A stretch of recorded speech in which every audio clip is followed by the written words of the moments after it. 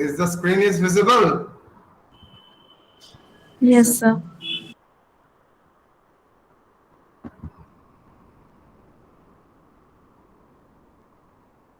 तो last class तक हम लोगों ने क्या पढ़ा था?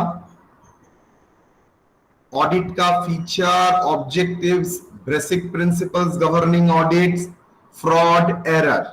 यहां तक हम लोगों ने स्कोप ऑफ ऑडिट, यहां तक हम लोगों ने कवर कर लिया।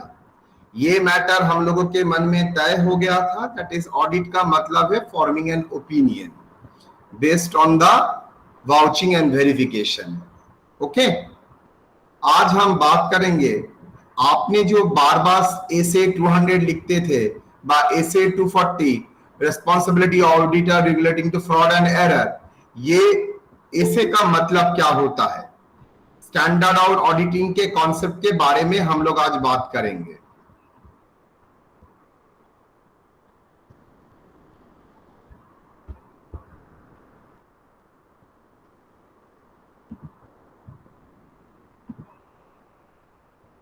ऑडिटिंग स्टैंडर्ड्स, स्टैंडर्ड्स मतलब प्रोटोकॉल्स, स्टैंडर्ड्स ऑफ ऑपरेशन, कैसे ऑडिट परफॉर्म होगा। Auditing standards provide minimum guidelines for the auditor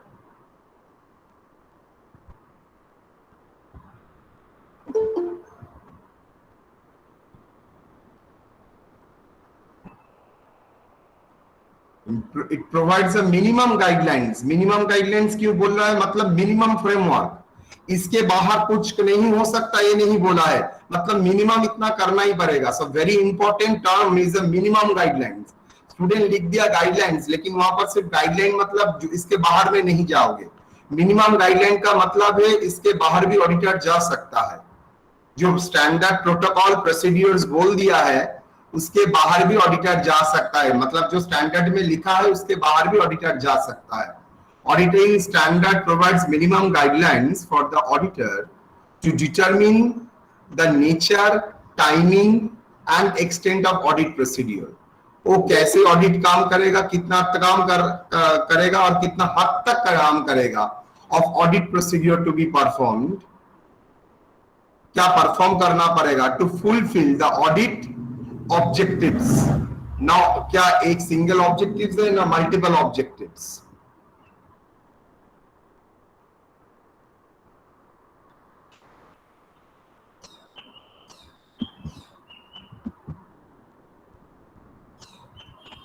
it is a criteria against which, आप इसको बोल सकते हैं इट इज अ पैरामीटर। मैं ब्रैकेट में लिख देता हूं, it is may be called as a parameter, parameters. It is the parameter against which it is the parameters against which the quality of audit results is evaluated। आपका quality of audit work अच्छा है ना बुरा है, इसका evaluation के लिए कुछ पैरामीटर लगेगा। ये पैरामीटर कौन डिटरमिन करता है, ये स्टैंडर्ड ऑफ ऑडिटिंग का जो प्रोटोकॉल है वो बोल देता है। against which the quality of audit result is evaluated। Compliance with the auditing standard is a mandatory under the provision of Companies Act 2013। 2013 में बोल दिया गया है ऑडिटर को स्टैंडर्ड्स ऑफ ऑडिटिंग फुलफिल करना ही पड़ेगा। ये कहां पर लिखा है, कंपनीज एक्ट 2013 में। Now what are the purpose of standard of auditing, तो स्टैंडर्ड ऑफ ऑडिटिंग का पर्पस क्या है, to guide the auditor to perform professional service. Auditor को गाइड करता है सो दैट जो जो वो प्रोफेशनल सर्विस दे रहा है उसके बारे में उसको गाइड करता है। To reduce the possibility, probability, to reduce the probability of undetected material misstatement। मतलब देयर इज अ चांस आप कुछ ना कुछ मटेरियल मिसस्टेटेड रहेगा ही, और वो भी ऑडिटर के हाथ में नहीं आएगा, देयर इज अ प्रोबेबिलिटी। लेकिन जितना आप ऑडिटर प्रोसीड्यूर फॉलो करेंगे उतना ही ये प्रोबेबिलिटी बढ़ने की जगह घटता जाएगा। To enhance the quality of audit and enhance the public confidence on reliability of financial statements. Statement. इसका मतलब जैसे ही आपका फाइनेंशियल स्टेटमेंट ऑडिट होता है वैसे ही आपका फाइनेंशियल स्टेटमेंट का रिलायबिलिटी बढ़ता है, और जैसे ही ये audit based on the standard of auditing follow करके होता है तो उसका और पब्लिक का कॉन्फिडेंस और भी बढ़ जाएगा रिलेटिंग टू इसका reliability. To enhance the consistency and comparability of audit report, सब ऑडिट अगर फॉलोइंग द ऑडिट स्टैंडर्ड होता है तो मैं हर ऑडिट रिपोर्ट में क्या कर सकता हूं, कंपेयर कर सकता हूं मैं, बिकॉज मैं जानता हूं ये ऑडिट जो कंडक्ट हुआ है वो जो क्वालिटी ऑफ ऑडिट है वो as per accounting auditing standard follow करके ही हुआ है। To standardise the audit practice, audit जो प्रैक्टिस है प्रोफेशनल प्रैक्टिस है उसको सेम ढांचा में एक एक लोग एक एक तरीके से काम करेगा तो नहीं होगा, तो ये सेम अप्रोच फॉलो करने के लिए, ये क्वालिटी बढ़ाने के लिए, इसको स्टैंडर्डाइज करने के लिए ये स्टैंडर्ड दिया जाता है। याद रखिएगा 2+2 के लिए कोई स्टैंडर्ड नहीं लगता है, लेकिन कोई जहां पर ऐसा मैथमेटिक काम नहीं करता है तो वहां पर एक स्टैंडर्ड ऑफ ऑपरेटिंग प्रोसीड्यूर देना पड़ता है। वो स्टैंडर्ड ऑफ ऑपरेटिंग प्रोसीड्यूर जितना अच्छा रहेगा उतना ही प्रैक्टिस स्टैंडर्डाइज्ड होगा। To guide for performing the audit, not even that, कैसे डॉक्यूमेंटेशन होगा, प्लानिंग होगा, रिपोर्टिंग का स्टाइल क्या होगा, ये सब कुछ standard of auditing format follow करता है। बेसिक प्रिंसिपल्स क्या होगा, फ्रॉड एंड एरर के लिए ऑडिटर का रिस्पांसिबिलिटी क्या होगा, मतलब हर इशू में ऑडिटर का रिस्पांसिबिलिटी क्या होगा, सब उसमें दिया रहता है। To strengthen the public confidence in the auditing and assurance profession, ये सिर्फ फाइनेंशियल स्टेटमेंट का क्वालिटी बढ़ाता है ऐसा कुछ नहीं है, ये पब्लिक के मन पे ऑडिटिंग एंड एश्योरेंस जो प्रोफेशन है, मतलब चार्टर्ड अकाउंटेंट का जो दर्जा है, जो सम्मान है उसको क्या करता है और भी पुख्ता करता है, मजबूत करता है, बिकॉज आपका पूरा प्रोसीड्यूर ही एक प्रोसीड्यूर फॉलो करके होता है। To reduce the audit risk relating to misleading audit report, अगर आप ऑडिट प्रोसीड्यूर फॉलो करते हैं तो ऑडिटर का तो रिस्क रिड्यूस होगा ही, उसके साथ मिसलीडिंग ऑडिट रिपोर्ट आप देंगे उसका भी चांसेस कम होता जाएगा। To reduce the audit risk relating to misleading audit report, मतलब मिसलीड करना मतलब गलत दिशा दिखाना, ऑडिट रिपोर्ट आपका गलत दिशा नहीं दिखाएगा अगर ये ऑडिट का report based on the audit procedure जो स्टैंडर्ड ऑफ ऑडिटिंग में बोला है वो फॉलो करके हुआ है। तो so that are the purpose of standard of auditing.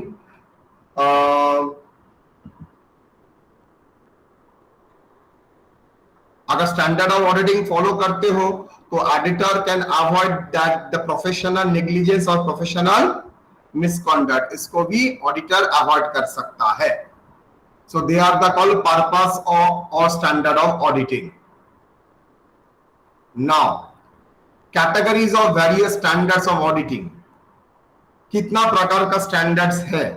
General principles and responsibility, ऐसे 200 से 499, ये आपको याद नहीं रखना पड़ेगा, सिर्फ आपको दिखाने के लिए मैं दिखा रहा हूं कितना कैटेगरी का ऑफ ऑडिटिंग स्टैंडर्ड होता है। General principles and responsibility, normal risk assessment and response to the assess risk, audit risk का असेसमेंट कैसे होगा और रिस्क असेसमेंट करने के बाद आपका रिस्पॉन्स क्या होगा, ये सब रहता है ऐसे 300 से लेके ऐसे 599। ऑडिट एविडेंस, इसके ऊपर जो स्टैंडर्ड रहता है वो है ऐसे 500 से 599। Using the work of another, कभी कभी वर्क इतना बड़ा हो जाता है तो एक ऑडिटर से नहीं होता है, 2 ऑडिटर व 3 ऑडिटर एक साथ काम करता है, आप दूसरे का काम जैसे वैल्यूअर का काम आपको रिलाई करना पड़ेगा, because you are not a professional valuer, you are a professional chartered accountant but you are not a professional valuer. तो अगर दूसरे का काम के ऊपर आपको रिलाई करना है तो कैसे, मतलब कौन सा पैरामीटर के उतारने से आपको समझ में आएगा ना वो उसका काम मैं एक्सेप्ट कर सकता हूं। Audit conclusion and reporting, auditor का कंक्लूजन एंड रिपोर्टिंग जो अब करना है उसका फॉर्मेट क्या होगा, क्वालिफाइड रिपोर्ट क्या होगा, डिस्क्लेमर क्या होगा, अनक्वालिफाइड रिपोर्ट क्या होगा, उसमें क्या लिखना पड़ेगा, स्पेशल एम्फसाइज पैराग्राफ क्या होगा, ये सब ऑडिट कंक्लूजन एंड रिपोर्टिंग में रहता है एसे 700 से लेके एसे 799। Special areas of audit, special areas of audit मतलब कुछ कुछ स्पेशल एरियाज है जो इसमें कवर करता है, तो दैट इज कवर अंडर एसे 800 एसे 899। जैसे मैं आप लोगों को बोल देता हूं, आपको जो एडिशनल इंफॉर्मेशन देना पड़ता है और इसका रिलायबिलिटी क्या है वो भी ऑडिटर छानबीन करके आपको बोलेगा। तो ये सब different categories of auditing standard, जिसके लिए अलग अलग ऑडिटिंग स्टैंडर्ड इशू है।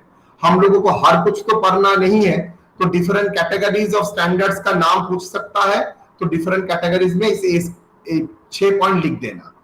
General principle and responsibility relating standards, risk assessment and response to the assessed risk standard, audit evidence, using the work of another, ये सब ऑडिटर स्टैंडर्ड का नाम नहीं है, ये कैटेगरी का नाम है। ऑडिट कंक्लूजन और रिपोर्टिंग, स्पेशलाइज्ड एरिया। आपको एक कॉमन क्वेश्चन आता है, mention any 5 accounting standards, mention any 5 accounting standards, तो आप एनी अकाउंटिंग स्टैंडर्ड 5 यहां से आपका मन मर्जी बोल सकते हैं।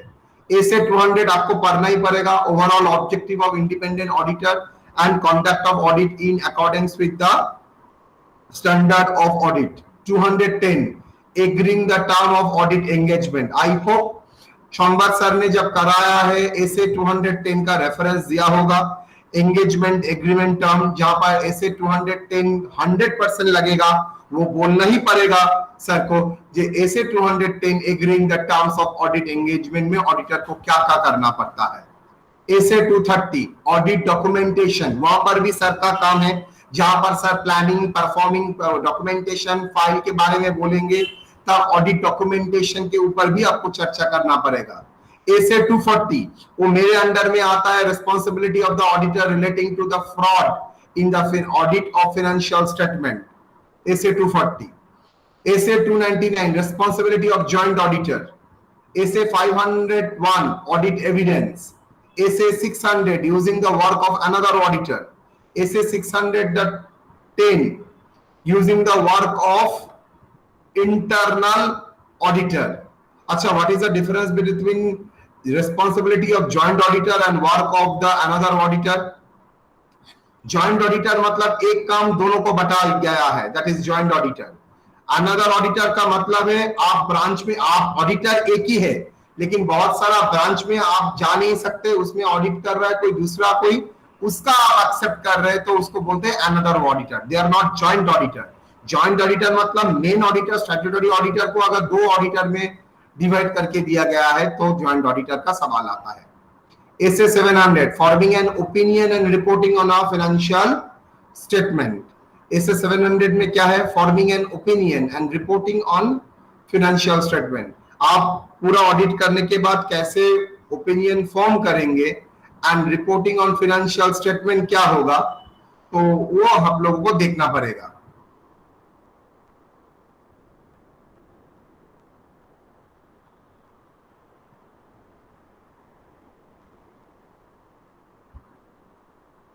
यहां तक कोई डाउट? तो स्टैंडर्ड से जो क्वेश्चन आता है, what are the purpose of auditing standard, what is auditing standard and what are the mention any 5 standards of auditing. Any 5, तो आप 5 स्टैंडर्ड का नाम मेंशन करेंगे विथ नंबर। ओके, इसी का मतलब है standard of assurance. 200 standard of assurance, 210, 230, 240। अभी तक आप लोगों को 200 का परिचय हुआ है एंड 240 का परिचय हुआ है। 210 एंड 230 संवाद सर परिचय कराएंगे। इससे 700 में परिचय कराऊंगा, 299 के साथ भी मैं परिचय कराऊंगा, 501 भी संवाद सर के साथ परिचय होगा आप लोगों का।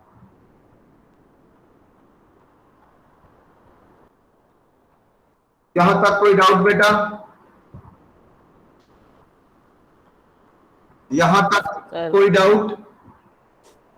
सर हाँ सर, ऑडिट रिस्क क्या होता है? ऑडिट रिस्क फर्म में गलती है, लेकिन आपका ऑडिट कंडक्ट करने के बाद भी आपने आइडेंटिफाई नहीं किया, नहीं कर सके, there is a misstatement and ओबी मटेरियल, आपने रिपोर्ट दे दिया है कंपनी बहुत अच्छा है, तो ये तो आपके लिए रिस्क हो जाएगा। मतलब गलती से रिपोर्ट दे देना, ये तो आपके लिए रिस्क हो जाएगा। मतलब जो नहीं है वो देना, मतलब report actually company true and fair view नहीं दिखाता है, लेकिन आप ऑडिट करने के बाद आपको फ्रॉड पता नहीं चला और आपने रिपोर्ट दे दिया। ऑडिट कंपनी का financial statement true and fair view reflect करता है, तो इसको क्या बोलेंगे हम लोग? इसको क्या बोलेंगे? Service risk. क्यों रिस्क? गलत इंफॉर्मेशन देना, जो था वो नहीं देके दूसरा दे देना, दैट इज रिस्क। ऑडिटर भी फंसेगा और जो लोग पढ़ेगा वो भी फंसेगा, तो ऑडिटर का रिस्क होगा ही। Basically there are three sources of audit risk, one is called inherent risk, one is called control risk and another is called audit risk. जब टाइम में आएगा सभी पढ़ाऊंगा, अभी रिस्क का मतलब समझ के रखो।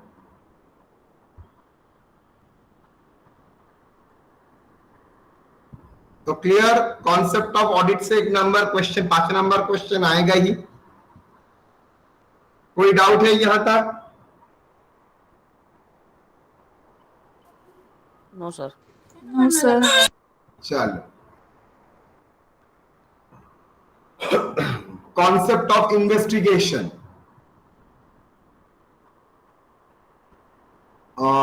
इन्वेस्टिगेशन एंड ऑडिट में एक अंतर होता है। इन्वेस्टिगेशन मतलब एब्सोल्यूट ट्रूथ निकालना, ऑडिट का मतलब है रीजनेबल एश्योर होना। दोनों में अंतर वेरी थीन नहीं है, डीपली है।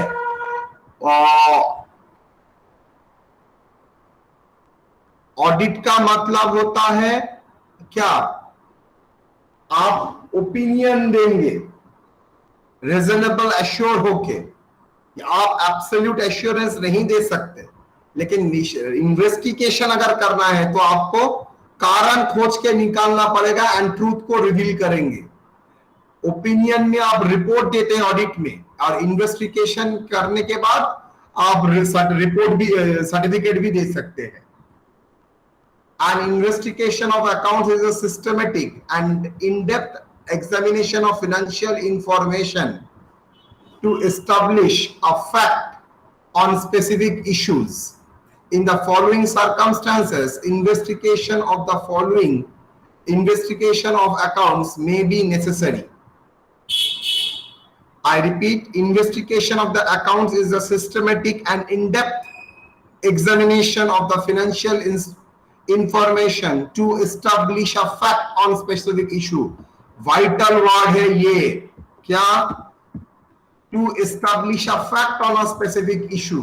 कुछ establish करना आपका इन्वेस्टिगेशन का मतलब होता है, लेकिन ऑडिट में कुछ establish करना नहीं है, और इसमें आपको ओवरऑल ओपिनियन देना है। In the following circumstances, investigation of accounts may be necessary. Following situation में आपका इन्वेस्टिगेशन ऑफ अकाउंट हो सकता है। Investigation of fraud, at all fraud हुआ है और नहीं, investigation of earning capacity in case of business purchase. Business purchase से पहले आप क्या करेंगे? दूसरा बिजनेस का अर्निंग कैपेसिटी आप कैलकुलेट करेंगे, तो इसके लिए भी आप इन्वेस्टिगेशन कर सकते हैं।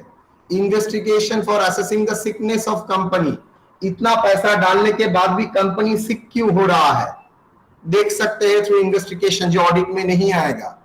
Investigation of financial position before granting the loan, loan देने से पहले आप इन्वेस्टिगेट करके देख सकते हैं उसका फाइनेंशियल स्टेबिलिटी, वो जो बोल रहा है वो सही है और नहीं। आप तो बोलेंगे सर ऑडिट हो रहा है, ऑडिट तो ओवरऑल, इन्वेस्टिगेशन एकदम प्रूव करेगा मैटर। मैं प्रूव करना मतलब इसके भीतर घुस के एकदम हर ट्रांजैक्शन को चेक करके वो बोलेगा, लेकिन इन ऑडिट में क्या होता है, वो सैंपल चेक करता है, कुछ कुछ लेता है, इसके बाहर कुछ हो सकता है, लेकिन इन्वेस्टिगेशन करने के बाद उसका बाहर कुछ नहीं होगा।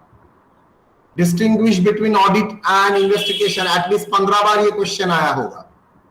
Definition: an audit is the independent examination of financial information of the entity to express and the opinion on the true and fair view of the financial information. क्या बोल रहा है?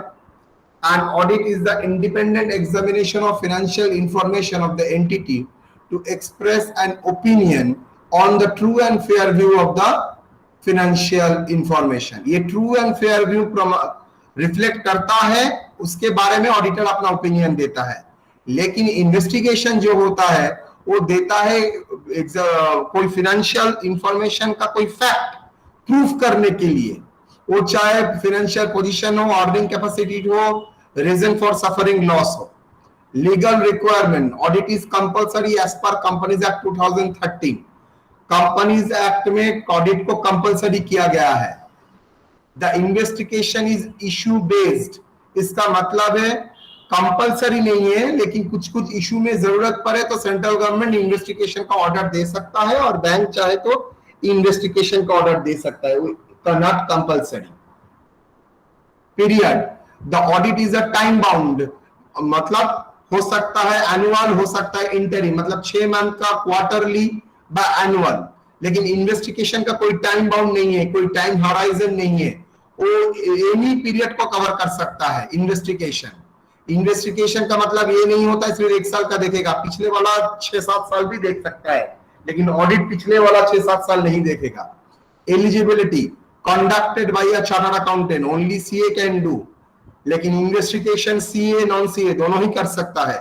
Nature of evidence, very important, and the first आपके सामने आ रहा है, the nature of evidence is persuasive, convincing, लेकिन ये मतलब नहीं है क्वेश्चनेबल नहीं हो सकता है, मतलब जो एविडेंस आप देखेंगे वो persuasive in nature, that is वो आपको कॉन्फिडेंस में लेता है, कन्विंस करता है। The nature of evidence is persuasive, but investigation में the nature of evidence is conclusive, मतलब ये कन्विंसिंग और नॉन कन्विंसिंग का सवाल ही नहीं पैदा होता है।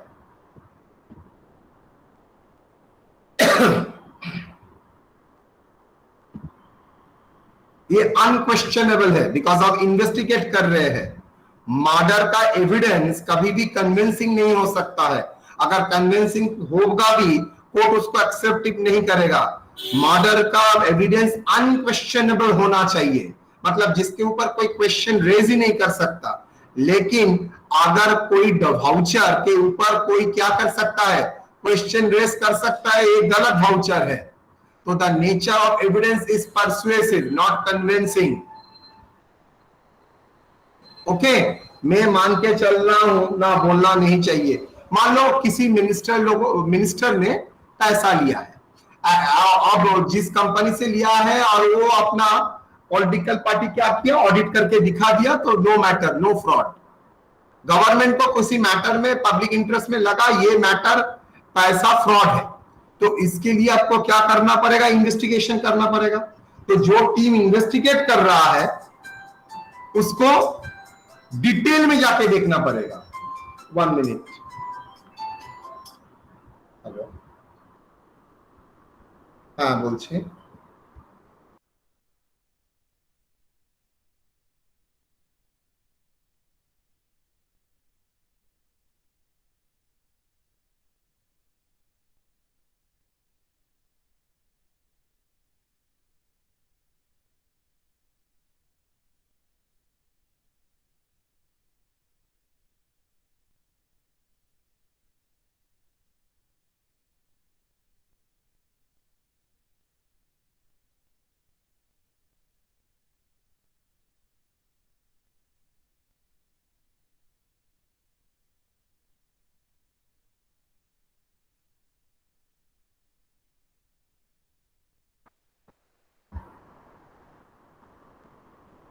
तो स्टूडेंट ये 2 वर्ड लिखेगा तब नंबर मिलेगा।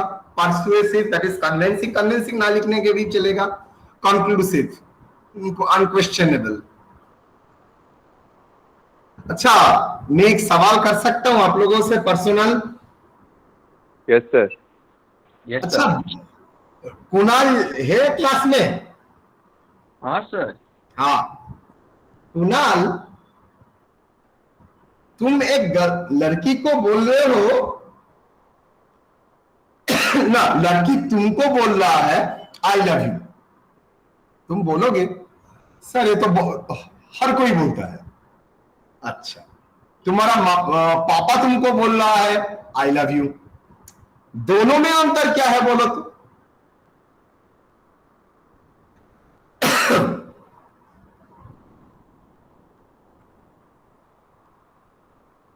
गर्लफ्रेंड जब बॉयफ्रेंड को बोलता है, हाँ, इम्पॉसिबल है सर सिनारियो, और कुछ नहीं। Impossible scenario? तुम क्या मुझे सुना रहे हो ना तो किसी को सुना रहे हो? मुझे ही सुना रहे हो? अच्छा, इम्पॉसिबल है।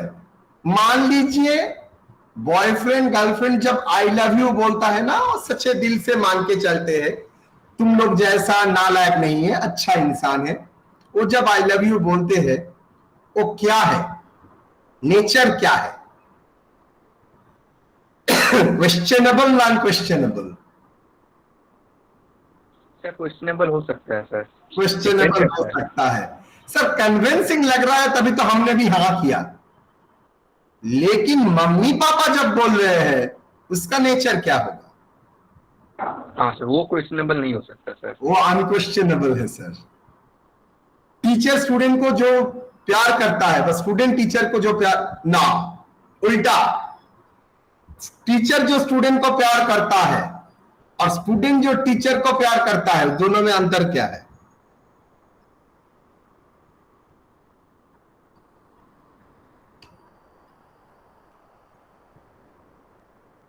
बोलो।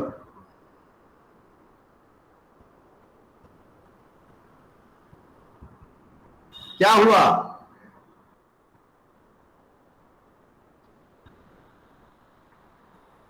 अब्दुल,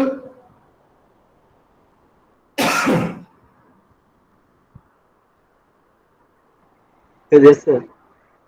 क्या है डिफरेंस, क्या है? सर स्टूडेंट का प्यार क्वेश्चनेबल हो सकता है। यस, कन्विंसिंग है? नहीं सर, कन्विंसिंग है, लेकिन टीचर जो स्टूडेंट को प्यार करता है, बिकॉज उसके साथ तो उसका कोई साथ नहीं है, इंटरेस्ट नहीं है, तो that is unquestionable. The nature of evidence is inconclusive and the nature of evidence is persuasive. ठीक है, इन्वेस्टिगेशन में आप लोगों का इतना ही है जो हमने आप लोगों को दिया है, that is concept of investigation and distinguish between audit and evidence. Clear और नॉट?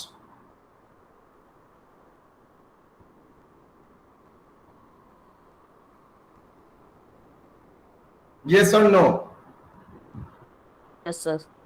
Yes, sir. चलो, now classification of audit. Audit को क्लासिफाई किया है डिफरेंट हेड में, जैसे कॉस्ट को क्लासिफाई करते थे बिहेवियरल वाइज, नेचर वाइज, यहां पर कॉस्ट को भी क्लासिफाई, ऑडिट को भी क्लासिफाई किया है based on objective wise, period wise, technique wise, organisation structure wise. Concept, अच्छा, based on objective wise. Objective wise क्या है? दो प्रकार के क्लासिफाई किया है, internal audit, external audit. Internal audit मतलब ऑडिट आपका ऑर्गेनाइजेशन के भीतर में रह के ही ऑडिट करेगा। नेचुरली सर इसमें तो इंडिपेंडेंस वर्क एप्लीकेबल नहीं होगा। एग्जैक्टली राइट, इंडिपेंडेंट एग्जामिनेशन करना थोड़ा मुश्किल है, लेकिन इंडिपेंडेंट एग्जामिनेशन करने के लिए ऑर्गेनाइजेशन बोलेगा विद इन द ऑर्गेनाइजेशन। चलो, internal audit is the independent examination of the financial information. Independent which, कौन सा सेंस में इंडिपेंडेंट? जो लोग अकाउंटिंग ट्रांजैक्शन रिकॉर्ड किया है वो लोग ऑडिट नहीं करेगा। जो लोग ट्रांजैक्शन रिकॉर्ड कर रहा है वही अगर ऑडिट करेगा तो इंडिपेंडेंस कैसे हुआ? अगर दो अलग अलग लोग करते हैं, इन द सेंस ट्रांजैक्शन एक और रिकॉर्डिंग जो लोग किया है और ऑडिट जो करेगा independent within the organisation, दोनों ही ऑर्गेनाइजेशन का बंदा है। तो internal audit is a independent examination of financial information within the organisation, organisation के भीतर रहते हुए। Internal audit is done by the management voluntarily, internal audit is done by the management voluntarily. इसका मतलब ये मैनेजमेंट को compulsory नहीं है, ये वॉलंटरीली मैनेजमेंट चाहे तो करा सकता है, लेकिन हाँ कुछ कंपनी के लिए जो मैं पढ़ाऊंगा कंपनी ऑडिट में ये कंपलसरी है। Internal audit is done bye a CA और अ सीए और अदर देन सीए। इसका मतलब ये सीए भी कर सकता है, अदर देन सीए भी कर सकता है, having expertise in auditing and accounting. बहुत सारे लोग, आप लोग कॉलेज निकालने के बाद आप लोगों को देखिएगा बिना चार्टर्ड अकाउंटेंट आप लोगों को ऑडिटर का काम मिल रहा है, मतलब इंटरनल ऑडिट का काम मिल रहा है, स्टैट्यूटरी ऑडिट नहीं। The objective of an internal audit is to evaluate the activities and to provide the suggestion to the management. इसका fundamental objective क्या है? To evaluate the activities, activities को evaluate करना and to provide the suggestion to the management, and management को क्या करना? Suggestion देना। Internal audit may be the employee of the organization or may not be employee. Internal auditor organization का employee हो भी सकता है और ऑर्गेनाइजेशन का एम्प्लॉय नहीं भी हो सकता है। Duties power right duties power right of the internal auditor is determined bye the management और दोज चार्ज विद गवर्नेंस। ये ऑडिटर का जो ड्यूटीज है, पावर है, राइट है, वो इंटरनल ऑडिटर डिटरमिन करेगा कि कौन? By the management. तो that is the concept of internal audit. Now what is the concept of the external audit? जो बाहर से आता है। An external audit is the independent examination of financial information by the external auditor, not by the internal. The external audit is done by as per the requirement of the statute. ये statutory requirement है, आपको externally audit कराना पड़ेगा। The external audit is done by the CA with COP.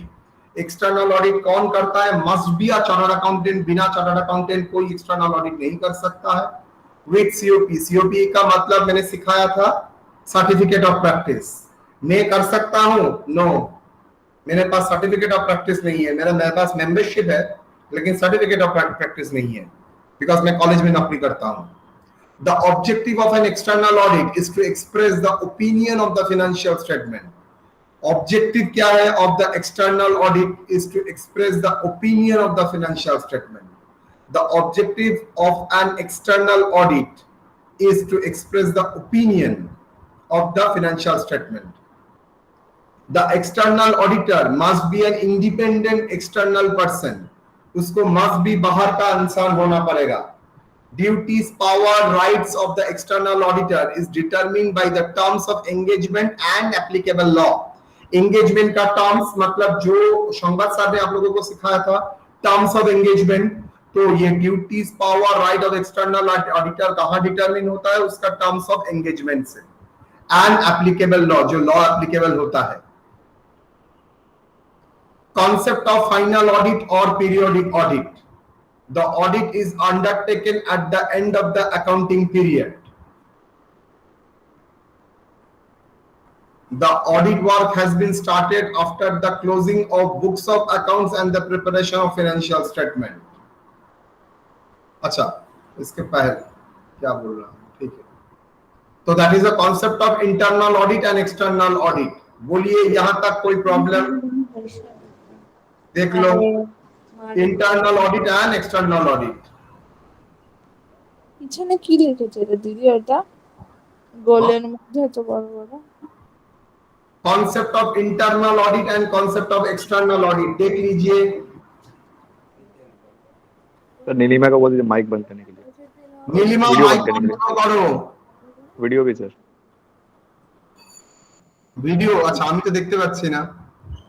তো বলি না ময়শ্চারাইজারটা আমি বললাম যে এরকম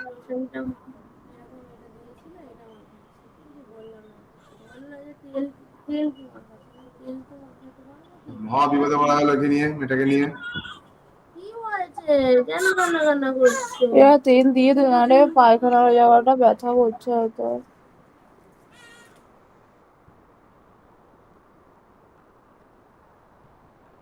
নীলিমা,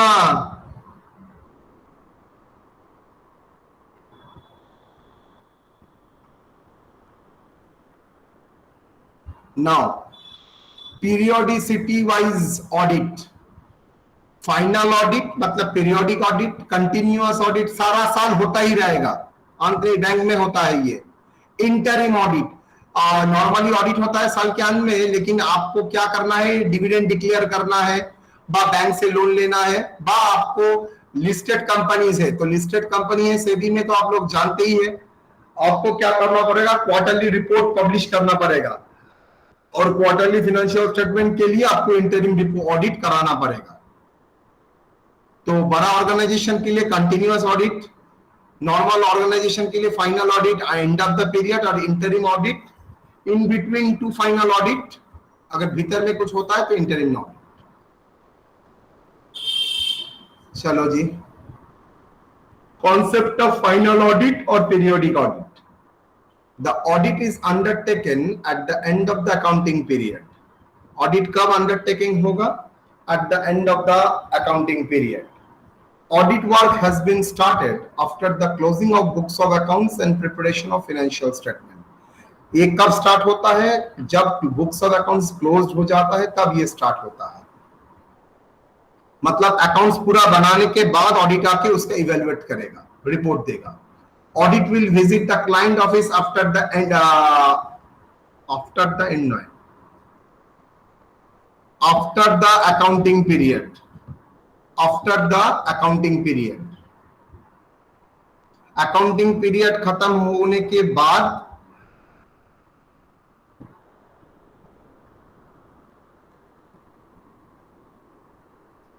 ना,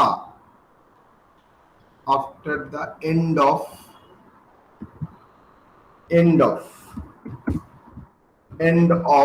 accounting period, applicable for organization where transactions are relatively limited and strong internal control is in place, limited, less complex, मतलब बहुत जटिल नहीं है, सिंपल है, and strong internal control is in place. Here the test checking of transaction is undertaken. Test checking मतलब सारा साल का चीज तो एक महीने में कवर नहीं हो सकता है, तो आपको सैंपल करना ही पड़ेगा। तो आप क्या करेंगे, रिप्रेजेंटेटिव सैंपल 3-4 करके सिलेक्ट करके उसके बेसिस में आप ओपिनियन फॉर्म करेंगे। तो कौन सा ऑर्गेनाइजेशन के लिए एप्लीकेबल होगा, स्मॉल ऑर्गेनाइजेशन, जहां पर कॉम्प्लेक्स ऑर्गेनाइजेशन बहुत कम है और इंटरनल कंट्रोल भी बहुत स्ट्रॉन्ग है, वहां पर ये हो सकता है। So that is a final audit. Final audit का मतलब at the end of the period financial state बनाने के बाद client auditor client का visit करेगा after the accounting period, are applicable for the organization where transaction are relatively limited, less complex and strong internal control, and test checking of the transaction is undertaken. देखो final audit के ऊपर कोई सवाल?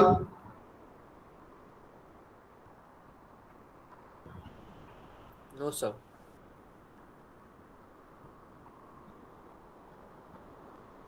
Concept of continuous audit. The audit is undertaken throughout the year at a regular interval. Throughout the year at a regular interval मतलब after 1 month 15 days के बाद वो क्या करता है, वो throughout the year 15 days करके वो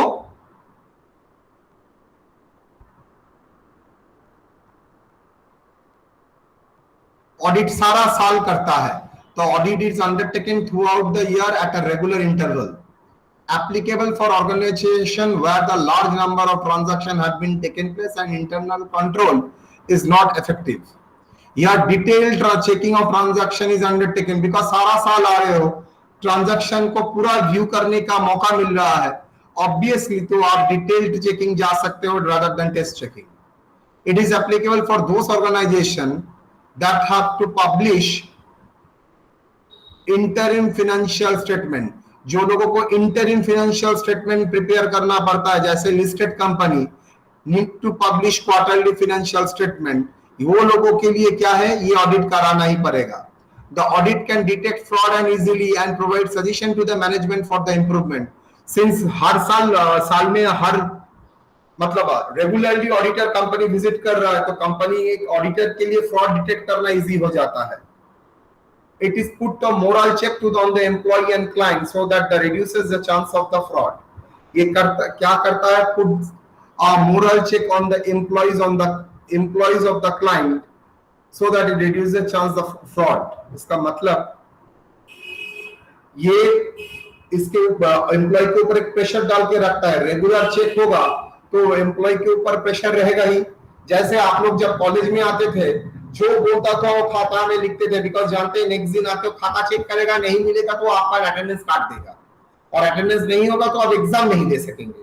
इस बार दे सकेंगे, नंबर नहीं जाएगा लेकिन एग्जाम तो दे सकेंगे. Concept of interim audit. Interim audit is conducted in between two final or periodic audit. Interim audit क्या है? Is a concept of internal audit.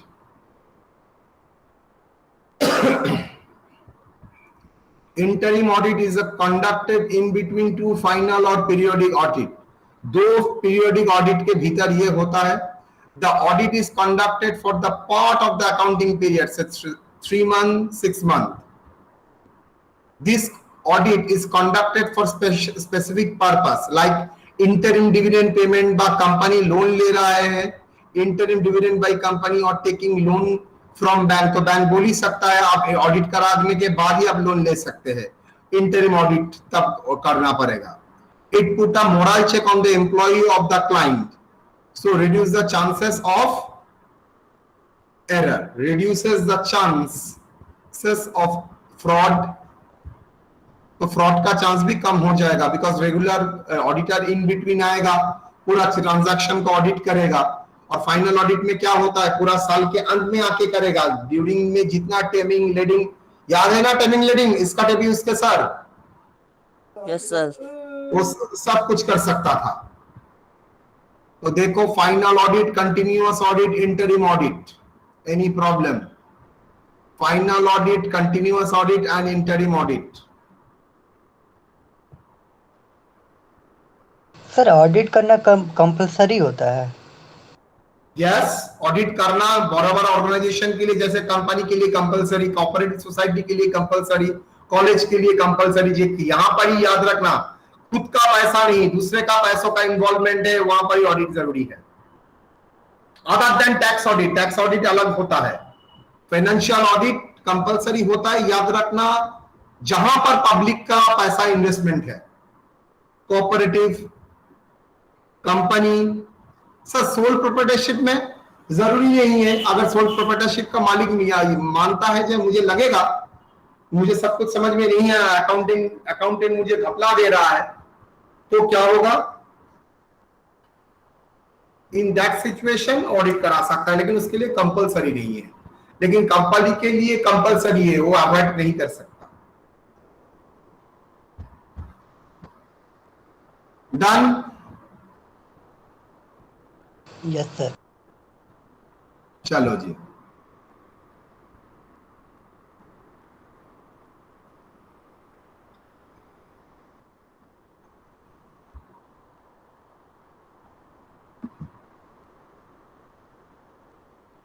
Technique wise थोड़े बाद में आता है, उसके पहले आता है organisation structure wise statutory audit and non statutory audit. Sir खोला होल्ड सर, एक सेकंड आ रहा.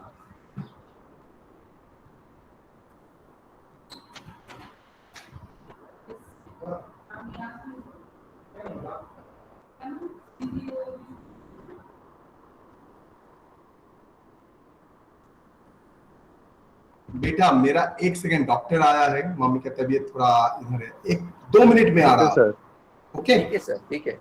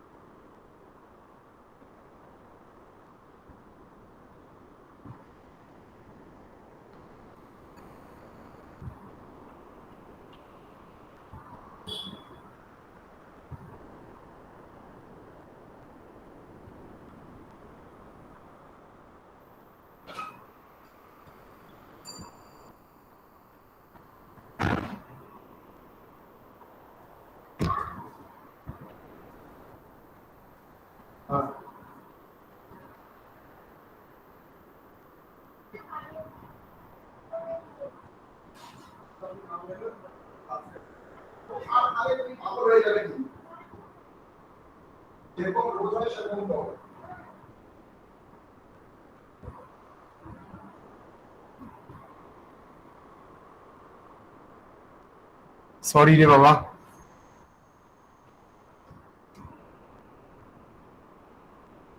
चलो, are you, am I audible? Yes, sir. Yes, sir. चलो,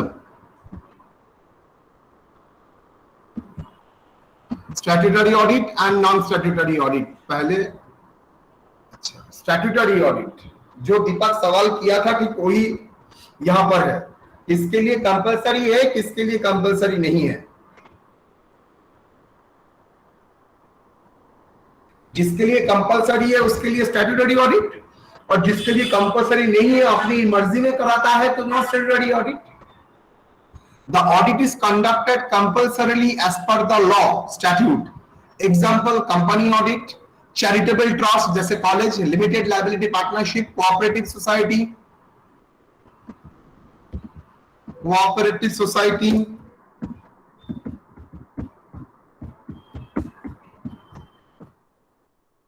cooperative society.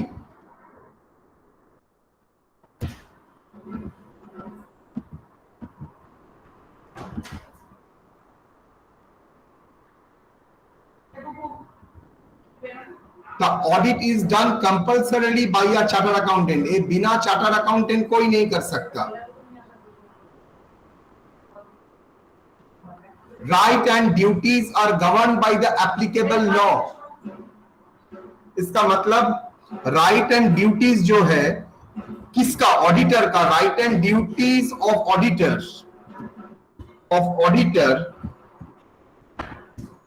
Are govern by the applicable law. जो लॉ एप्लीकेबल है वही decide करेगा उसका राइट एंड ड्यूटीज क्या है। The audit is done compulsorily by a chartered accountant, CA छोड़ के कोई नहीं कर सकता। Liabilities are determined as per the applicable law and common law of the company. Applicable law मतलब जिस लॉ के बेसिस में वो ऑडिट हो रहा है वहां पर जो लायबिलिटी बोला है वो लॉ, प्लस कॉमन लॉ। आप जो जनरल ट्रस्ट और ब्रीच तोड़ रहे हैं तो वो जो कॉमन लॉ इंडिया का है, that is Indian penal code, ये भी वहां पर एप्लीकेबल हो जाएगा। The scope is determine as per the applicable statute. Auditor का स्कोप भी डिटरमिन होगा as per applicable statute. The auditor is report is prepared for the share, the audit report is prepared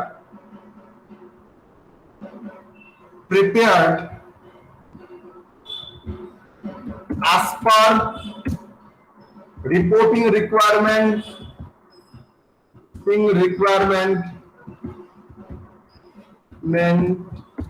in the statute.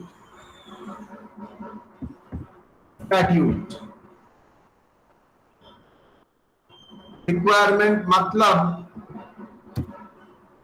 audit report is prepared as per the reporting requirement of the statute. Concept sir statute क्या होता है sir? Statute मतलब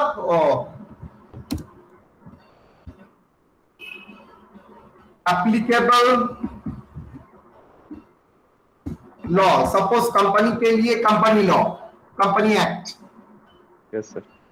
partnership, cooperative society के लिए cooperative society act. Concept of the non statutory audit, the audit is conducted voluntarily and not by any legal obligation. Statutory auditor, non statutory auditor में कोई legal obligation नहीं है, अपनी मर्जी से आप करा रहे हैं। ऑडिट और sole proprietorship business. The audit में be conducted by the CA और may not be conducted by CA. मतलब अकाउंटेंसी का ऑडिटिंग का नॉलेज है ऐसा कोई बंदा ऑडिट कर सकता है। राइट एंड ड्यूटीज पूरा ही डिटरमिन करेगा terms of audit engagement. Liabilities are determined by the common law of the country, because यहाँ पर कोई एप्लीकेबल लॉ ही नहीं है, तो सिर्फ common law. Breach of trust अगर करते हो तो वहां पर जो आपका ट्रस्ट ब्रीच करने से जो लॉ आपके लिए एप्लीकेबल होगा वही आपको फॉलो करना पड़ेगा। The scope is determine as per the terms of engagement. Scope जो ऑडिट का होगा वो as per the terms of engagement होगा। जैसे एंगेजमेंट में जो टर्म्स डिटरमिन किया था उसके बेसिस में ये होगा। Statutory audit and non statutory audit में डिफरेंस मैंने लिख दिया है। पीरियोडिक एंड कंटिन्यूअस ऑडिट में difference, external and internal audit में डिफरेंस क्या है, एक एक करके आते हैं। स्टैट्यूटरी और नॉन स्टैट्यूटरी ऑडिट का डिफरेंस क्या है, बहुत बार सवाल आया है। The statutory audit is the examination of financial information as per statutory requirement. Non statutory audit is the examination of financial information voluntarily and no legal obligation. Example मैंने दिया है, audit of a company as per companies act 2013।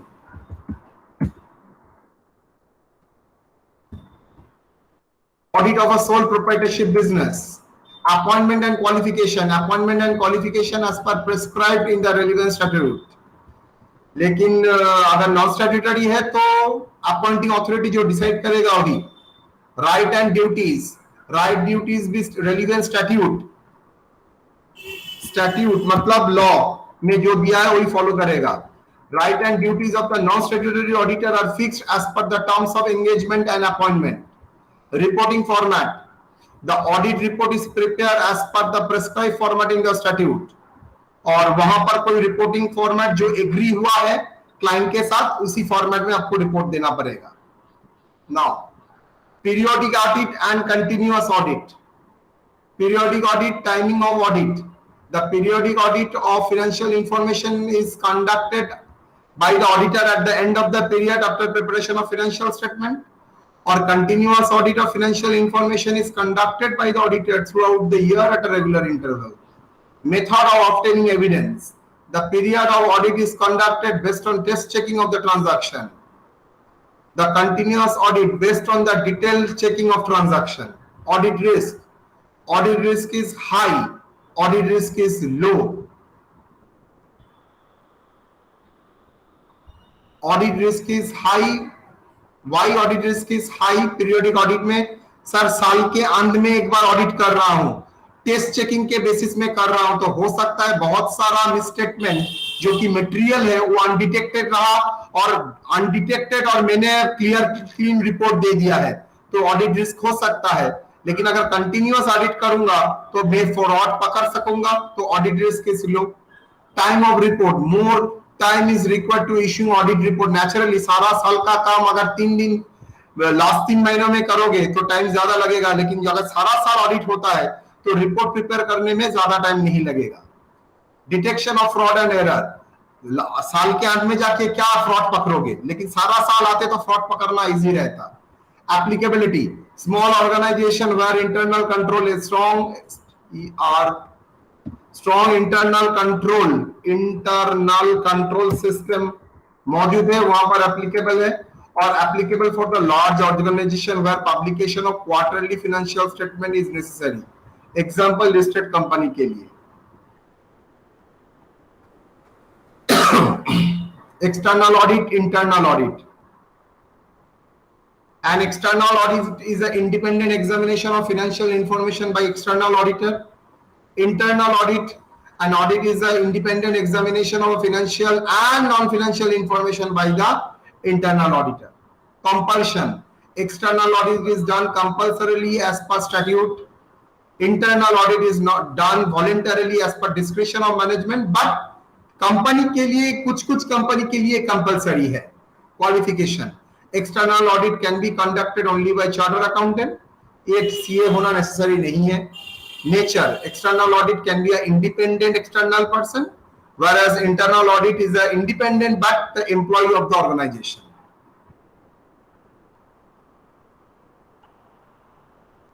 बिना में भी employ भी हो सकता है। किसी फर्म को, ऑडिट फर्म को बोल दिया है मेरा इंटरनल ऑडिट करने के लिए, नेचुरली अगर मेरा इंटरनल ऑडिट करेगा तो मेरा एक्सटर्नल ऑडिट नहीं कर सकेगा। Objective, the objective of the external audit is to express the opinion of the financial statement. Auditor का ऑब्जेक्टिव क्या है? The objective of the external audit is to express the opinion of financial statement. Objective क्या होगा? Internal audit to evaluate the activities and provide suggestion to the management. Right and duties. Duties and right of the external auditor is determined by the terms of engagement and applicable law. और यहां पर पूरा ही determine होता है as per the management.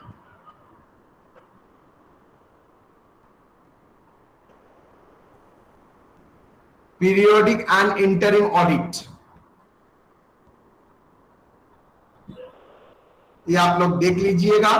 Periodic मतलब periodic audit of financial information is conducted by the auditor at the end of the period after preparation of financial statement, or interim audit, the interim audit of the financial information is conducted by the auditor between two final audit period। मतलब तो मैंने समझा ही दिया था ना, periodic audit मतलब दो and of the financial period होता है, और इंटरिम ऑडिट क्या होता है,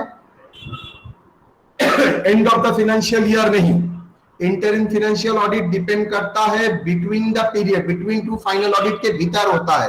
वो चाहे इंटरिम डिविडेंड के लिए हो सकता है और वो चाहे आपका बैंक लोन के लिए भी हो सकता है। Audit risk is high because at the end of the period होता है। इंटरिम रिव्यू होता है, that's why audit risk is low. Time of report, more time is required. REQ required for issuing audit report after preparation of financial statement. Less time is needed for issuing the audit report after preparation of financial statement. Detection of fraud and error. Detection of fraud and error is little difficult for the auditor. Auditor can detect fraud and error quickly. Applicability, periodic audit is appropriate for small organization. Interim audit is useful for interim dividend and taking bank loan. तो यहां तक था मेरा classification. तो interim external, periodic, continuous, interim हो गया। आई statutory, non statutory, यहां तक क्लासिफिकेशन में कोई problem?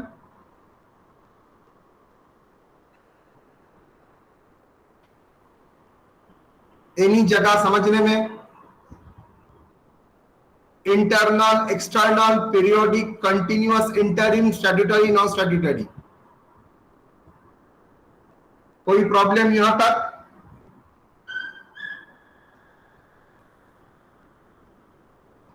Hello? No sir. No sir. चलो, then technique wise classification.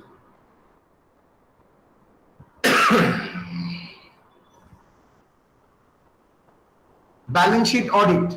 The balance sheet audit is done only after the end of the financial year, after preparation of balance sheet. Naturally, balance sheet में जो जो item है उस item को हम लोग verify करेंगे।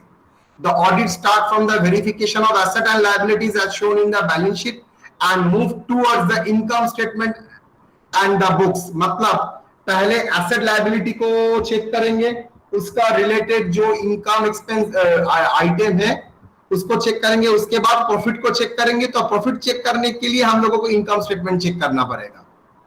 तो ये बैकवर्ड है, पहले बैलेंस शीट को पकड़ेगा, उसके बाद वो वहां से इनकम स्टेटमेंट में जाएगा। Audit start from the verification of asset and liabilities as shown in the balance sheet and moves towards the income statement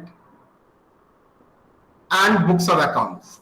It is suitable for those organizations where is a strong internal control system is in place. जिस company में strong internal control system है, वहां पर assess risk कम होगा, वहां पर balance sheet audit के बेसिस में कर सकते हो। Concept of standard audit. The standard audit detail examination of certain material items and test checking on a remaining item based on the standard of auditing. Standard audit क्या बोलता है? कुछ कुछ आइटम के लिए डिटेल चेक होगा और कुछ कुछ आइटम के लिए टेस्ट चेक होगा, जैसे स्टेशनरी टेस्ट चेक, लेकिन cash book detail check. The audit is appropriate for those organisation where the internal control is effective and strong. कौन सा ऑर्गेनाइजेशन के लिए इफेक्टिव है? जहां पर इंटरनल कंट्रोल सिस्टम इफेक्टिव है एंड स्ट्रॉन्ग है। Here audit program is based on auditing standard, मतलब पूरा ही ऑडिटिंग को जो हम लोग परफॉर्म करेंगे based on auditing standard. Concept of system audit. The system audit is the audit of the accounting system of the firm. यहां पर मुझे कुछ बोलना है। आप लोग देखिएगा बिग बाजार में मैनुअली कोई काम नहीं हो रहा है, पूरा चीज बारकोड में हो रहा है। अगर बारकोड में कौन जनरेट करता है, पूरा सिस्टम ही ऑटोमेटेड है। वहां पर अकाउंट्स का जो मेंटेनेंस है पूरा ही सिस्टमेटिक है, सिस्टम जनरेटेड आइटम है। मतलब वहां पर हाथ में करने का कोई गुंजाइश ही नहीं है। सिर्फ कैश लेना छोड़ के किसी जगह में कोई गुंजाइश नहीं है हाथ में करने का। पूरा ही मतलब माल आने का एंट्री भी बारकोड लगाना, सिर्फ बारकोड आपको लगाना पड़ेगा। आपने क्या किया, जो सिस्टम में ये पूरा चीज कॉपरेट करता है वहां पर आपने फ्रॉड बना के रखा है। सिस्टम फ्रॉड क्या करता है, हर जो माल आता है उसका 10% आप ऑटोमेटिक डिफेक्टिव दिखा देते हो। वो 10% डिफेक्टिव क्या होगा, बाहर जाके आप देख सकते हो एम्प्लॉय लोग। ये खेला सिस्टम में है और सिस्टम ऑटोमेटिकली 10% डिफेक्टिव दिखा देगा, डिफेक्टिव हो ना हो दिखा देगा। ऐसा फ्रॉड करके रखा गया था। जहां पर ही एक्सपेंसेस 10,000 से ऊपर हो जाता है, 10,000, 100, 200 इग्नोर हो जाता है। इससे क्या होता है, ये जो पैसा जनरेट होता है वो एम्प्लॉय के अकाउंट में चला जाता है, जो फ्रॉड कर रहा है उसके अकाउंट में। तो ऑडिटर को क्या करना पड़ेगा, ये सिस्टम ऑडिट में पूरा सिस्टम को चेक करके देखना पड़ेगा क्या ये प्रॉपर है और नहीं, यहां पर फ्रॉड होने का गुंजाइश नहीं है। मतलब ऑडिटर को कंप्यूटर सिस्टम के बारे में बहुत अच्छी तरह से जानना होगा, नहीं तो ऑडिटर ऑडिट नहीं कर सकेगा। The system audit is the audit of the accounting system of the firm. और अकाउंटिंग सिस्टम मतलब जो अकाउंटिंग इंफॉर्मेशन जनरेट करने का जो सिस्टम है, टैली, ये सब के लिए है। It is assessment of the existing accounting system to determine its deficiency. The system auditor will provide the appropriate suggestion for improvement. The system audit prevents the chances of fraud and error due to inefficiency of accounting system. मतलब जैसे ही auditor इसको evaluate करेगा तो fraud होने का chance यहां से minimum होता जाएगा। Last item is that EDP audit, electronic data processing audit is an electronic data processing audit is an audit of the organisation information system. It is the assessment of the reliability of generated information and security check and control implemented on it. मतलब आपका जो information system है उसमें जो check and control है वो क्या कोई तोड़ सकता है, नो, ये आप चेक करने के लिए EDP ऑडिट करा सकते हैं। It is done by the qualified information system auditor. ये कौन होता है, मैं क्या क्वालिफाइड इंफॉर्मेशन सिस्टम ऑडिटर हूँ? नो, मैं चार्टर्ड अकाउंटेंट हूँ। लेकिन अगर मैं इसके बाद भी और एक एग्जामिनेशन जो चार्टर्ड अकाउंटेंट कंडक्ट करता है, सीसा, सर्टिफाइड इंफॉर्मेशन सिस्टम ऑडिटर, ये सब कोर्स कंप्लीट करता हूं तब मैं क्वालिफाइड इंफॉर्मेशन सिस्टम ऑडिटर हो बन सकूंगा, अदरवाइज नहीं। Based on the report of EDP audit, statutory audit decides the nature, timing and extent of audit procedure to obtain sufficient and appropriate audit evidence. इसका मतलब है क्वालिफाइड सिस्टम ऑडिटर जो report देगा उसके बेसिस में ही auditor क्या करेगा, उसका nature, timing, extend audit procedure determine करेगा। ये आज के डेट में सबसे बड़ा स्कोप ऑफ ऑडिट हो चुका है, बिकॉज सब बिजनेस ही on the basis of EDP audit ही होता है। ओके, जितना बिजनेस आप देख रहे हो सभी आप बड़ा business on the basis of EDP audit. हाथ में कोई जगह नहीं है, पूरा ही इंफॉर्मेशन सिस्टम में ही काम होता है। तो क्लियर टेक्निक्स ऑफ ऑडिट में बैलेंस शीट ऑडिट मतलब बैलेंस शीट का आइटम पहले चेक करेगा, वहां से इनकम स्टेटमेंट, वहां से बुक्स ऑफ अकाउंट्स, मतलब उल्टा से जाएगा। स्टैंडर्ड ऑडिट मतलब कुछ आइटम के लिए डिटेल चेकिंग और कुछ आइटम के लिए टेस्ट चेकिंग। उसके बाद सिस्टम ऑडिट मतलब इंफॉर्मेशन सिस्टम को आप चेक करेंगे, EDP आपका जो डेटा प्रोसेसिंग यूनिट है वो चेक करेंगे। तो ये था आपका पूरा क्लासिफिकेशन ऑफ ऑडिट। हर साल यहां से 20 नंबर का क्वेश्चन एक्सपेक्टेड, 20 में आपको 10 करना पड़ेगा। कैसे क्वेश्चन आएगा मुझे पता नहीं, मतलब क्या क्वेश्चन आएगा वो तो मैंने आप लोगों को बता ही दिया। क्लासिफिकेशन से क्वेश्चन आएगा, स्टैंडर्ड से क्वेश्चन आएगा, इन्वेस्टिगेशन से क्वेश्चन आएगा, बेसिक प्रिंसिपल गवर्निंग ऑडिट यहां से क्वेश्चन आएगा। तो ये था आपका चैप्टर 1, बोलिए चैप्टर 1 में कोई प्रॉब्लम? ये आपका सिलेबस था जो बीकॉम में दिया है। Definition, nature, scope, objective of independent financial audit, basic principle governing audit, error and fraud, concept, meaning and doings, means of doing frauds, auditor responsibility towards detection and prevention of fraud, difference between audit and investigation, classification of audit, statutory, non-statutory, internal independent financial audit, periodic, continuous, interim, final, balance sheet, standard system, ADP, standard of audit, concept and purpose। ये आपका CBCS का unit 1 का syllabus. मैंने एक point भी आप लोगों को नहीं मतलब अनटर्न नहीं है, सबको मैंने कवर कर लिया, नोट्स दे दिया, समझा दिया। आपको क्या करना पड़ेगा? आपको पढ़ना पड़ेगा। क्लियर?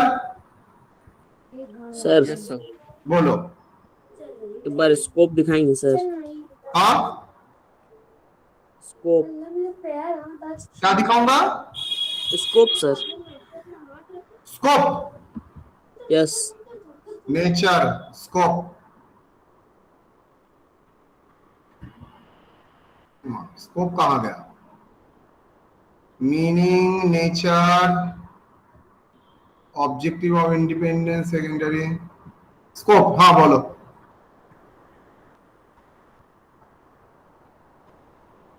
बोलो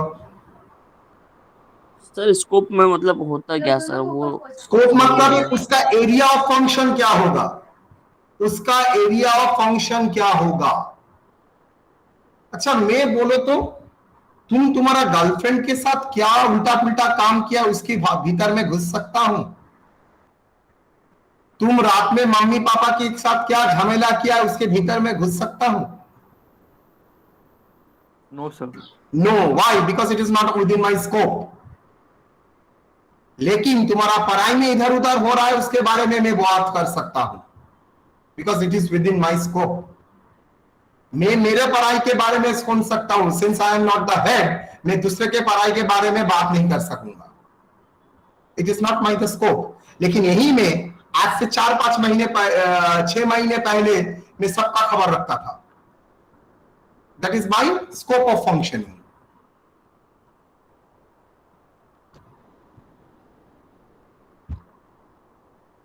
सर एक बार ईडीपी बता दीजिए। इलेक्ट्रॉनिक डेटा प्रोसेसिंग, आपका जो अकाउंटिंग इलेक्ट्रॉनिक वे में हो रहा है, दैट इलेक्ट्रॉनिक डेटा प्रोसेसिंग, उसके भीतर अगर कोई फ्रॉड नहीं रहा, उसके लिए ऑडिटर जो सिस्टम चेक करता है, that is electronic data processing, EDP audit.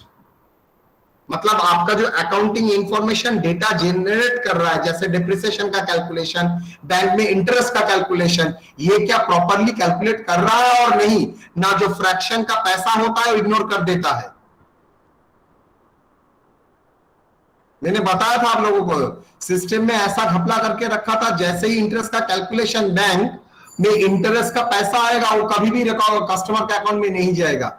ये करते करते मोर और less group of system administrator ने प्राय 2 करोड़ 3 करोड़ का घपला कर लिया था, पैसा जमा करके। सिस्टम ऐसा बनाया था, पैसा, लोग भी इंसान में, ठीक है, पैसा को इग्नोर करो। कौन देखते हैं? इंटरेस्ट मिल गया बस, ठीक है। पैसा 20 पैसा 25 पैसा कोई देखता है ना, नॉर्मल ह्यूमन साइकोलॉजी है। सिस्टम ऑडिटर ने ये केपीएन मेरा ही दोस्त ने पकड़ा था, बैंक ऑफ बड़ौदा का बहुत बड़ा फ्रॉड था, वो तब डेलॉयट में था, उसने ही पकड़ा था ये फ्रॉड। उसको उम्र भी तब बहुत ही कम था उस टाइम।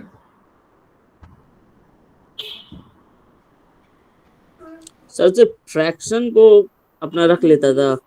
हाँ, तो फ्रैक्शन रख रख के इतना पैसा जमा कर लिया। इतना? उसका क्या एक कस्टमर है?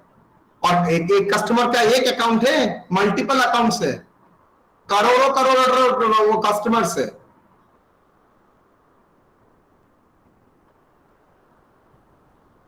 10-12 करोड़ तो कम बोला, फ्रॉड पकड़ा था। सर। तुम लोगों को एक फ्रॉड का स्टोरी सुनाओ। हाँ सर, हाँ। सुनो। Yes sir. ये मेरा देखा हुआ केस है। उस टाइम ऑडिट चल रहा है बालासोर में। बालासोर जानते हो तो? हाँ सर, है कोई जगह। हाँ, ऐसा का बालासोर में ये ऑडिट था, एक्साइज ऑडिट। तब जीएसटी नहीं था, एक्साइज था।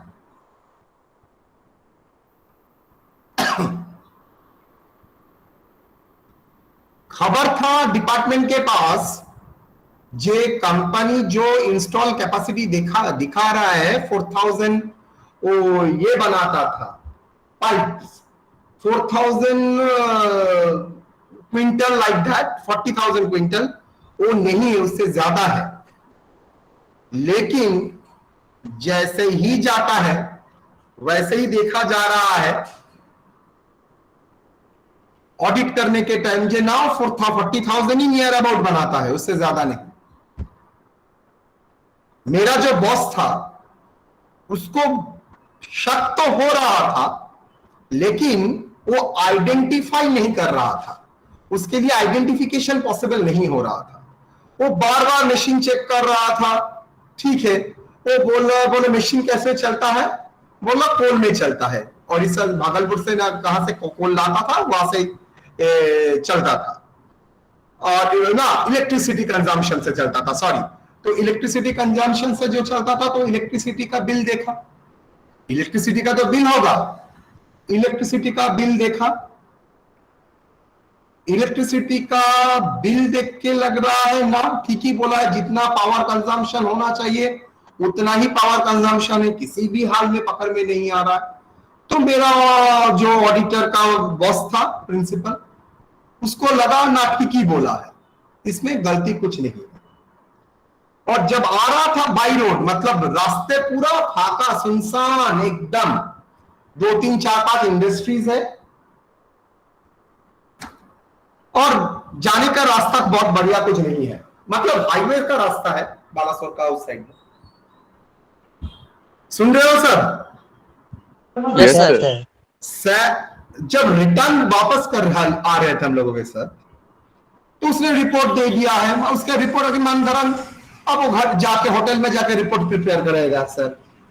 तो सब लोगों को, हम लोगों को बोला कि तुम लोग कुछ देख सकते हो, तो हम लोगों को आप में भी कुछ नहीं आया।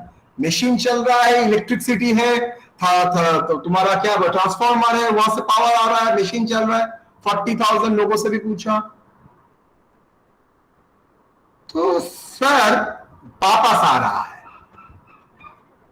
वापस आने के टाइम सर को अचानक एक चीज हम लोग रोड क्रॉस कर रहे थे, सर के ने गाड़ी को हॉल्ट कर दिया। करने के बाद सर बोल रहे हैं, अच्छा बोलो तो। ड्राइवर को बोल रहा है, यहां पर कितना गाड़ी आता जाता है? बोला सर बहुत कुछ गाड़ी नहीं है, कंपनी का गाड़ी है और ये सब ट्रक मक जो जाता है। बोला सामने इतना बड़ा पेट्रोल पंप है, इस इंटीरियर में 3 इतना बड़ा बड़ा पेट्रोल पंप क्यों है? 2 बड़ा बड़ा पेट्रोल पंप क्यों है? बोले सर वो तो मालूम नहीं है। बोले सामने इंडियन ऑयल के इतना बड़ा टैंक रहते हुए यहां पर पेट्रोल पंप क्यों है? मतलब जो ट्रक लेके आएगा माल, वो तो वहां से भर्ती करेगा, यहां से इंटीरियर में जाके धावा मावा कुछ नहीं, इसे पेट्रोल ही है, यहां पर क्या है? बोला गाड़ी घुमाओ। गाड़ी घुमाया, बोले पेट्रोल पंप पे मुझे पेट्रोल लेने के लिए जाना है। चलो पेट्रोल पंप घुमाया। सर ने उतरा। सर उतरने के बाद पेट्रोल से पूछा, वर्कर लोगों से, कौन पेट्रोल जाता है यहाँ पर बेटा? बोला यहाँ पर तो बाहर का कुछ नहीं है, वो जो पाइप का कंपनी है वहां पर पेट्रोल जाता है, डीजल जाता है, पेट्रोल नहीं डीजल जाता है। बोले पेट्रोल कंपनी में डीजल पाइप का कंपनी में डीजल जाता है क्यों? बोला वो तो सर पता नहीं है, हम लोगों का मेजर बायर तो वही है, वहां पर रेगुलर 4-5 ट्रक बड़ा बड़ा टैंक जाता है। सर का माथा तो घूम गया। गाड़ी को हम लोगों को 2 गाड़ी को घुमाया, बोला गाड़ी कंपनी में लेके फैक्ट्री में लेके जाओ।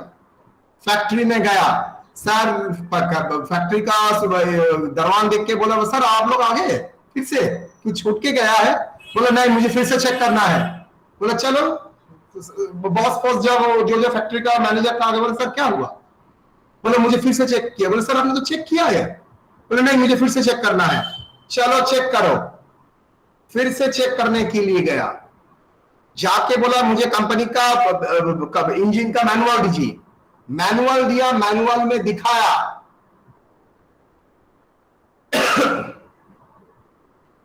ये करंट में भी चलता है, ये डीजल में भी चलता है। समझ में आया बात?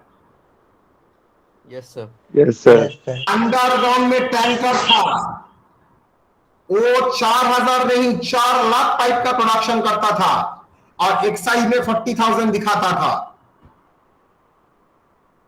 बाकी 3,60,000 कहां से करता था जानते हो? डीजल से। मतलब पावर उसका इलेक्ट्रिसिटी यूज नहीं करता था, डीजल यूज करता था। डीजल से जनरेटर लगा के करता था। आया समझ में बात? Yes sir. Yes sir. पूरा टोपी पहना के गवर्नमेंट को छोड़ के रखा था। उसके बाद जो रिपोर्ट देना था दे दिया। वो लोग सर को बहुत खिलाने की कोशिश की, मतलब इतना बड़ा बड़ा 2 ब्रीफ के साथ में दिया था, मतलब न्यायालय 70 लाख रुपया था उसमें। सर ने बोला नो वे, ऐसा टीचर तो अब कम मिलेगा, इतना ऑनेस्ट। 70 लाख सर को ऑफर किया था, सर राजी नहीं हुए। सर जो रिपोर्ट करना था रिपोर्ट करके एकदम गवर्नमेंट ऑफ इंडिया को दे दिया था। उसके बाद क्या हुआ मुझे पता नहीं, वो क्या पैसे उसके पैसा वैसा देके क्या सेट किया होगा गवर्नमेंट के साथ, लेकिन सर ने रिपोर्ट दे दिया था उस बेसिस। कितना बुद्धि लगाया है देखो। लेकिन यही वो भी बुद्धि चार्टर्ड अकाउंटेंट से ऊपर नहीं गया, उसको भी आंख में लग गया। कैसे हुआ ये? पब्लिक लिमिटेड था सर। ना प्राइवेट। तब तो सर ऑनर बोला होगा वो खुद से कि ऑडिट कर। एक्साइज ऑडिट हो रहा था, एक्साइज ऑडिट फैक्ट्री में। ऑडिटर अगर चाहे फ्रॉड पकड़ना वो कर सकता है बेटा, वो अगर चाहे तो।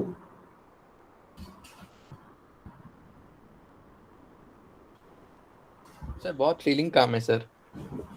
बहुत थ्रिलिंग काम है। मेरा दोस्त होल्ड चार्ज खत्म।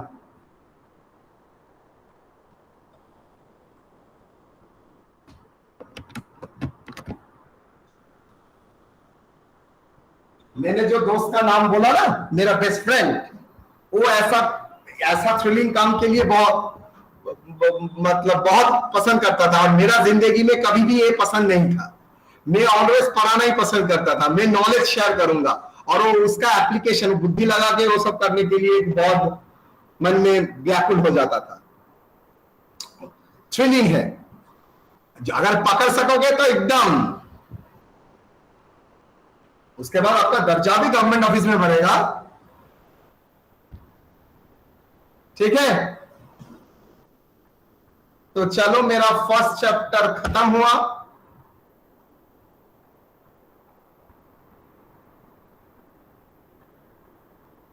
यहां तक कोई सवाल? सर सिस्टम और ईटीपी में क्या डिफरेंस पड़ा?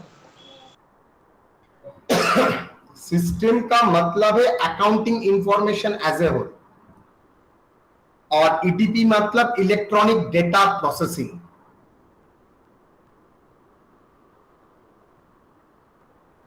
दोनों में यही अंतर है।